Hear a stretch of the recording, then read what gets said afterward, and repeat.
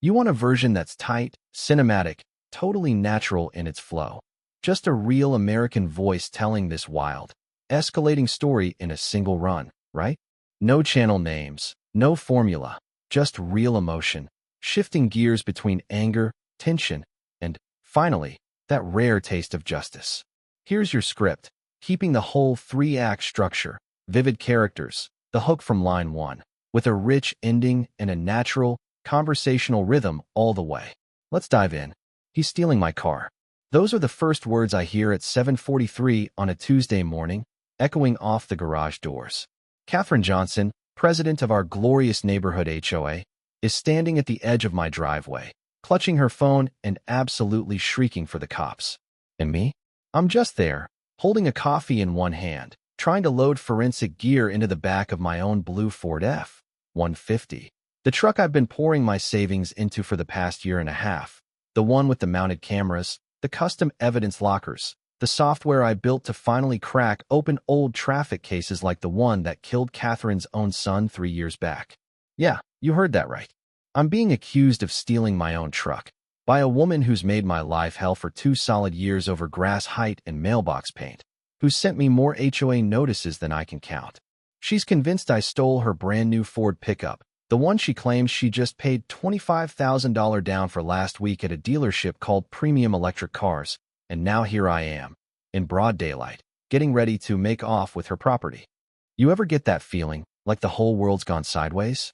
Yeah, that happened. Let me back up a sec. Tuesday was supposed to be routine. I had a crash scene to process across town, so I'm up early, loading my gear, making sure every wire and camera is secure, all the while watching the sun bounce off that blue paint I'm way too proud of.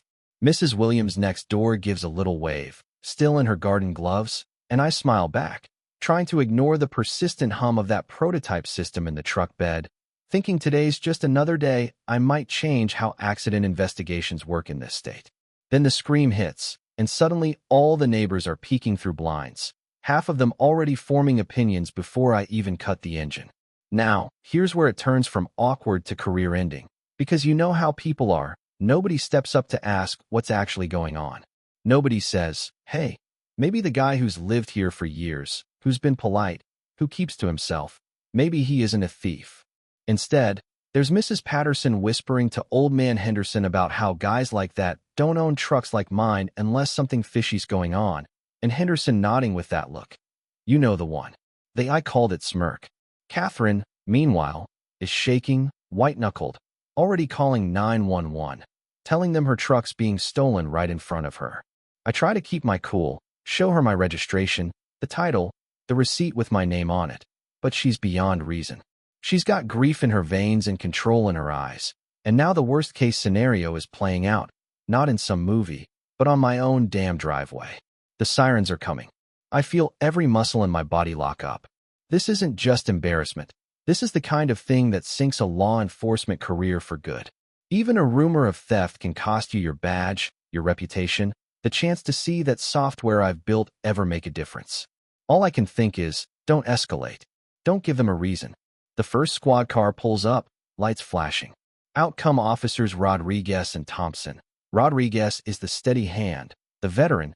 Thompson looks like he's still itching for his first big bust. They split us up, protocol style.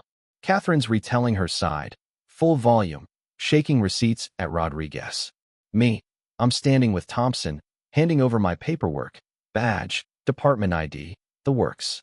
He looks at me like I'm public enemy number one, doesn't even blink when he sees I'm law enforcement. You're not above the law, Matthews, he says. Like I needed the reminder. Now, here's where it takes a turn. Catherine's got her own stack of paperwork from Premium Electric. Down payment receipt, contract, the whole deal. Rodriguez runs the VIN numbers. And surprise, they're different. 2 blue Ford F-150s, same year, same everything, but not the same truck. Mine's legit, registered over a year ago. Catherine's, well, something's not adding up. But it's not over, not even close.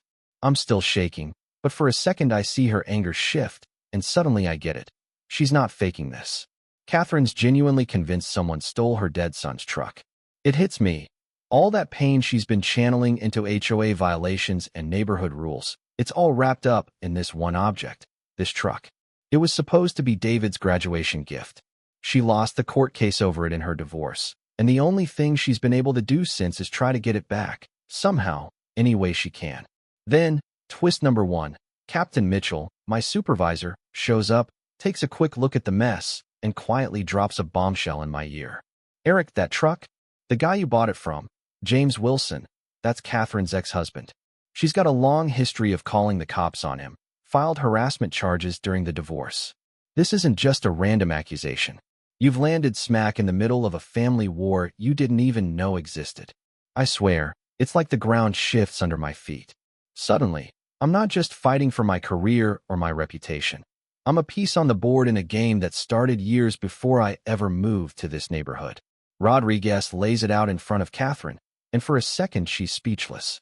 The truck was legally her ex-husband's, sold to me fair and square, but she never got closure, never got to give it to her son. You know what I mean?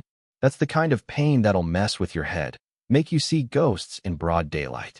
But then, everything flips again. When Rodriguez calls Premium Electric Cars to verify her purchase, all he gets is a dead line, voicemail, disconnected numbers.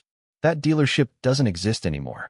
Within the hour, a patrol unit checks out the address. The place is abandoned, no cars, just for lease signs and cobwebs. Catherine didn't buy back her son's truck. She got scammed by professionals who preyed on her grief. By now, the whole block is outside.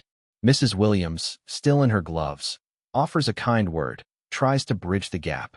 Henderson, who'd been filming for YouTube, sheepishly puts his phone away. Even Mrs. Patterson, who'd all but called the cops on me herself, puts an arm around Catherine. People start to realize this isn't about a stolen truck or a nosy HOA. It's about real people getting crushed by grief, tricked by predators who know just when to strike. Then, here comes the real twist. Federal agents roll up. Turns out, Premium Electric Cars is just the front for a multi-state fraud ring targeting families who've lost someone or been through ugly divorces. Catherine, it turns out, is victim number 47. The scam's bigger than anyone imagined. Fake showrooms, call centers staffed by grief counselors, AI systems to target the most vulnerable. They're laundering millions through shell companies, moving money for everything from drug cartels to international terrorists. I'm sitting on the curb, watching Agent Santos lay out the case for Catherine, and it's like the whole world turns inside out.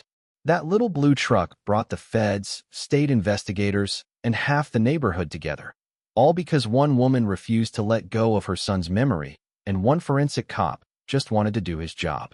That's when Catherine does something none of us saw coming. She offers to help, turns her HOA contact list into a network for tracking victims, organizes neighbors into teams, financial counseling, legal research, victim outreach. My software. Now it's being used by Homeland Security to map the algorithm these crooks use to pick their next targets.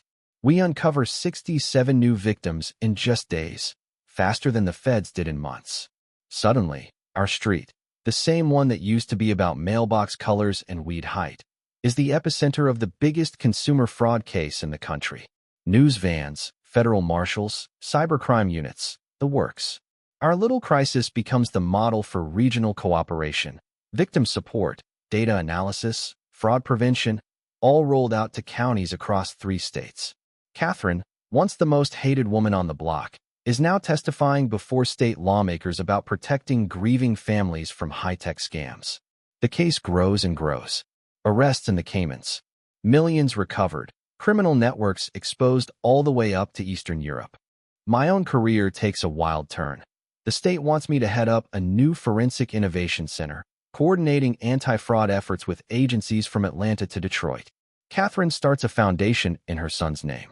She helps thousands of families find justice, turning her pain into something real, not just for herself, but for everybody who ever got hurt the way she did. 2 years later, the Innovation Center sits right where my garage used to be. I walk into work every morning, wave at Mrs. Williams in her garden, pass Catherine on her way to a meeting with the Attorney General's office. The neighborhood is still itself. Kids on bikes, Mrs. Patterson bringing coffee, but now it's got a backbone, a sense of purpose that came straight out of crisis. Would I trade what we built for a bigger salary or a fancier job title somewhere else? Maybe a few years ago. Now, not a chance. Because everything good that happened All the justice, all the change, it came out of that one insane, humiliating, life-altering morning when the whole world turned on a dime because one person believed the worst. So here's my question for you. What would you do if your whole neighborhood turned against you on a dime? Would you fight, or would you find a way to turn that disaster into something bigger than yourself? Drop your thoughts below. Tell me where you stand on justice, forgiveness, and the power of community. And if you've ever faced something like this, you know I want to hear about it. Because sometimes, the only way out of a mess is straight through, one neighbor at a time.